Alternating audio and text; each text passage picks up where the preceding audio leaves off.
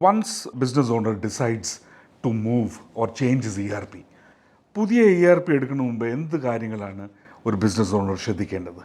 തീർച്ചയായും ഒരു ERP change ബിസിനസ്സിൽ എന്ന് പറഞ്ഞാൽ ഞാൻ കണക്കാക്കുന്ന ഒരു ഹാർട്ട് സർജറി പോലെയാണ്.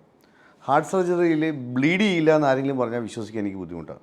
നമുക്ക് ഒരു എക്സ്പേർട്ട് ഡോക്ടറിന് ചെയ്യുന്ന മിനിമം കട്ട്സിൽ അത് കംപ്ലീറ്റ് ചെയ്യുക എന്ന് പറയുന്നത് പോലെ ബ്ലീഡിങ് ഈസ് ദെയർ. ആ ബ്ലീഡിങ് നമുക്ക് എത്രത്തോളം കുറയ്ക്കാം എന്നുള്ളതാണ്. അപ്പോൾ അതിന് വേണ്ടിയിട്ട് വേണ്ട കുറേ മുന്നൊരുക്കങ്ങളുണ്ട്. ഒരു പ്രീ എക്സസൈസ് എന്നുള്ള രീതിയിൽ ഒരു ERP ചേഞ്ച് ഇസ് പെയിൻഫുൾ ആണെന്നുള്ള ആദ്യം മനസ്സിലാക്കുക.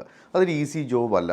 അതിപ്പോൾ ഒരു ചെറിയ സോഫ്റ്റ്വെയർ നിന്ന് വലിയ സോഫ്റ്റ്വെയറിലേക്ക് മാറിയാലും അല്ലെങ്കിൽ വലിയ സോഫ്റ്റ്വെയർ അതിനേക്കാളും വലുതിലേക്ക് മാറിയാലും ഒക്കെ ഒരു സോഫ്റ്റ്വെയർ എക്സിസ്റ്റിംഗ് റണ്ണിങ്, ഇപ്പോൾ സിമ്പിൾ എക്സാമ്പിൾ, നമ്മളിപ്പോൾ ഉപയോഗിച്ചുകൊണ്ടിരിക്കുന്ന ഒരു ഫോൺ അത് മാറിയിട്ട് നമുക്കൊരു അതിനേക്കാളും ഫീച്ചേഴ്സ് ഉള്ളൊരു ഫോൺ തന്നാലും ആദ്യത്തെ ഒരാഴ്ച നമുക്ക് ഭയങ്കര ബുദ്ധിമുട്ടാണ്. നമ്മൾ വിചാരിക്കും ചിലപ്പോൾ പഴയത് തന്നെ മതിയായിരുന്നു എന്ന് നമ്മൾ വിചാരിക്കും. അതുപോലെ തന്നെയാണ് ഒരു ERP ചേഞ്ചിൽ വരുമ്പോഴും അതിനെടുക്കാവുന്നൊരു പ്രീ എക്സസൈസ് എന്ന് പറയുന്നത് ബെറ്റർ അവരുടെ ഡാറ്റ പ്രോപ്പറായിട്ട് അറേഞ്ച് ചെയ്യുക എന്നുള്ളതാണ്. കാരണം പഴയ സോഫ്റ്റ്വെയർ ഉണ്ടായിരുന്ന മിസ്റ്റേക്സുകളെല്ലാം കവർ ചെയ്യാനായിട്ട് ഈ ഡാറ്റ ഒരു എക്സൽ ഷീറ്റിലേക്ക് എടുത്തിട്ട് അവിടെ ഒന്ന് അതിന് ഇച്ചിരി ടൈം സ്പെൻഡ് ചെയ്തിട്ട് ആ ഷോപ്പിൽ ഏറ്റവും എക്സ്പെർട്ടായിട്ടുള്ള ആളെ തന്നെ അതിനെ നിയോഗിച്ചിട്ട് ആ ഡാറ്റാസ് പ്രോപ്പറായിട്ട് സെറ്റ് ചെയ്തെടുക്കുക എന്നുള്ളതാണ് ഫസ്റ്റ് ചലഞ്ച്.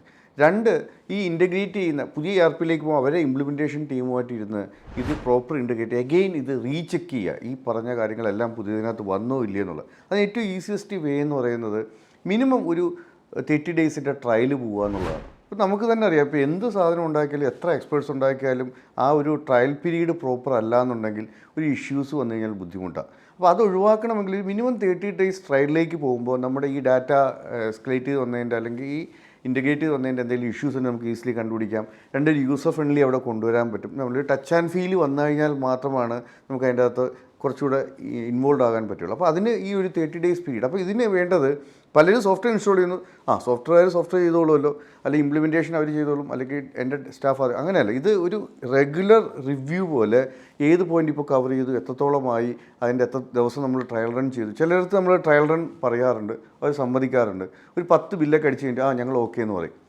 ഞാൻ പറഞ്ഞാൽ ഈ 30 ഡേയ്സ് എന്ന് പറയുന്ന ആവറേജ് നമ്മുടെ അവിടെ ഇപ്പോൾ 10 സ്റ്റാഫ് ഉണ്ടെങ്കിൽ ഈ 10 പേരെ കൊണ്ടും ഈ സോഫ്റ്റ്വെയർ ഓപ്പറേറ്റ് ചെയ്യിപ്പിക്കുക. ഇപ്പോൾ ഞാൻ ഉപയോഗിക്കുന്ന രീതിയിലായിരിക്കില്ല വേറെ ആൾ ഉപയോഗിക്കുന്നത്. അപ്പോൾ ഡിഫറെൻറ്റ് തോട്ട്സ് അവിടെ വരുന്നു, അപ്ലിക്കേഷൻസ് വരുന്നു. ഇപ്പോൾ ഞാൻ എൻ്റെ മൈൻഡ് സെറ്റ് വെച്ചനുസരിച്ചിട്ടേക്ക് എൻ്റെ കീബോർഡിലേക്ക് അല്ലെങ്കിൽ ഡാറ്റ ഇൻപുട്ട് ചെയ്യുക. ഒരു റോങ് ഇൻപുട്സ് വരാം. ഇപ്പോൾ നമ്മൾ പറയുന്ന രീതിയിൽ തന്നെ ആവണമെന്നില്ല ഇൻപുട്സ്. അപ്പോൾ എന്തൊക്കെ വരണമെന്നില്ല അവിടെ ഏതൊക്കെ സ്റ്റാഫ് ഈ കമ്പ്യൂട്ടർ അല്ലെങ്കിൽ സോഫ്റ്റ്വെയർ ഉപയോഗിക്കുന്നുണ്ട് അവരെ കൊണ്ടൊക്കെ ഡാറ്റ ഒരു minimum number of count data കൊടുത്തിട്ട് ഫീഡ് ചെയ്യിപ്പിച്ച് അതിൻ്റെ ഒരു പ്രോസസ്സ് റൺ ചെയ്തൊരു 30 ഡേയ്സ് ട്രയൽ റൺ പോയി കഴിഞ്ഞാൽ എനിക്കൊന്നൊരു ERP മൈഗ്രേഷൻ എന്ന് പറയുന്നത് ഈസി ആയിരിക്കും. മെയിൻലി ഞാൻ ആദ്യമേ പറഞ്ഞ പോലെ എക്സിസ്റ്റിംഗ് സോഫ്റ്റ്വെയറിലെ ഡാറ്റ പ്രോപ്പറാക്കി സെറ്റ് ചെയ്ത് അത് കൺവേർട്ട് ചെയ്യുക എന്ന് പറയുന്നത് വലിയൊരു ടാസ്ക്കാണ്. അവിടെ ഒരുപക്ഷെ ആ സ്ഥാപനത്തിൽ ഏറ്റവും എക്സ്പീരിയൻസ്ഡ് ഒരാളും ഈ ERP ഫേമിൽ നിന്നുള്ള ഏറ്റവും എക്സ്പീരിയൻസ്ഡ് ആയിട്ടുള്ള ഇംപ്ലിമെൻറ്റേഷൻ സ്റ്റാഫും തമ്മിൽ കോർഡിനേറ്റ് ചെയ്ത് വർക്ക് ചെയ്യേണ്ട ഒരു ഏരിയ അവിടെയാണ്. ഈ സീംലെസ്ലി ഇൻ്റഗ്രേറ്റ് ചെയ്യാൻ വേണ്ടിയുള്ള പ്രോസസ്സ് ഓൾറെഡി നിങ്ങൾക്കുണ്ട്. തീർച്ചയായും ഞങ്ങൾ ഫോളോ ചെയ്യുന്ന വളരെ വലിയൊരു കാര്യങ്ങളിലൊന്നും ഇതാണ്. പക്ഷേ പല സ്ഥലങ്ങളിലും ഞങ്ങൾക്ക് തിരിച്ചൊരു റിപ്ലൈ കിട്ടാത്തൊരു ഏരിയ ഞാൻ ഈ പറയുന്ന ഒരു 30 ഡേയ്സ് എന്ന് പറയുന്ന ഒരു ട്രയൽ പീരീഡ് പലരും പോകാറില്ല. ആ പ്രോസസ്സ് ഫോളോ ചെയ്താൽ nothing to worry, it can be seamlessly integrated. തീർച്ചയായും. കാരണം ഒരു ഫേമും എറർ ഫ്രീ ആയിട്ടൊരു സോഫ്റ്റ്വെയർ ആരും ഇറക്കുന്നില്ല. എറേഴ്സ് ഉണ്ട് സോഫ്റ്റ്വെയർ എന്നല്ല, മീൻസ് ഇത്